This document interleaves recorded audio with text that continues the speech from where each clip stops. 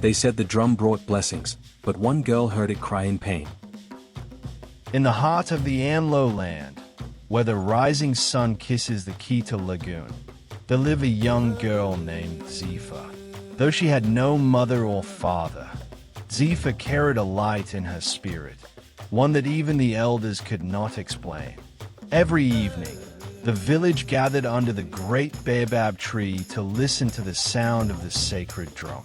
Only one person was allowed to play it, Morta, the spirited young drummer whose hands moved like dancing flames. And though tradition forbade it, Dzifa and Morta shared a bond. Quiet, gentle, but undeniably strong. But peace is a fragile thing. One night, as the drums sounded, Dzifa's ears heard something no one else could.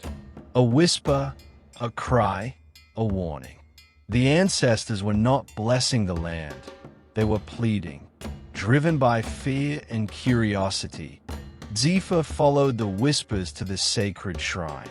There, hidden in the shadows, she overheard Tog Kuadza, the village priest, murmuring, "The secret must never be revealed.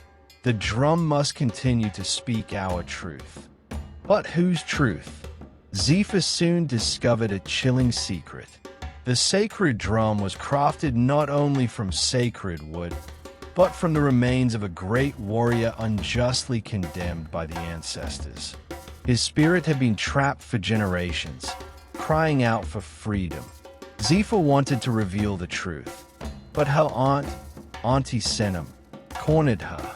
With eyes filled with envy and hunger for power, she hissed, "Keep silent, Dzifa.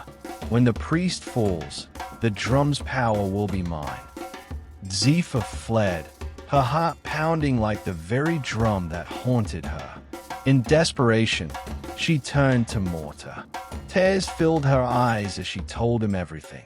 Shocked but determined, Morta held her trembling hands and said, "If the ancestors cry, then we must listen, even if the whole village stands against us." During the next festival, when the entire community gathered to honor the drum, Dzifa stepped forward. She called out boldly, "The drum does not speak blessings, it speaks suffering." Gasps filled the air. Tog Kuadza rose, furious. Auntie Senem hid behind a mask of innocence.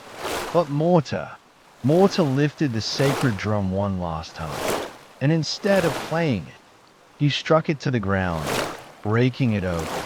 A powerful wind swept through the village. A glowing spirit emerged, free at last. The ancestors' voice echoed, "Truth brings freedom, even when wrapped in fear."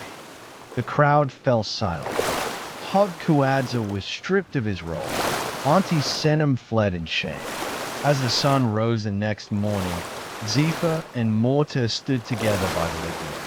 They were no longer just a rebellious girl and a forbidden drummer. They were the ones who freed a truth long buried. And from that day on, the village learned, tradition without truth is bondage. But courage breaks every chain.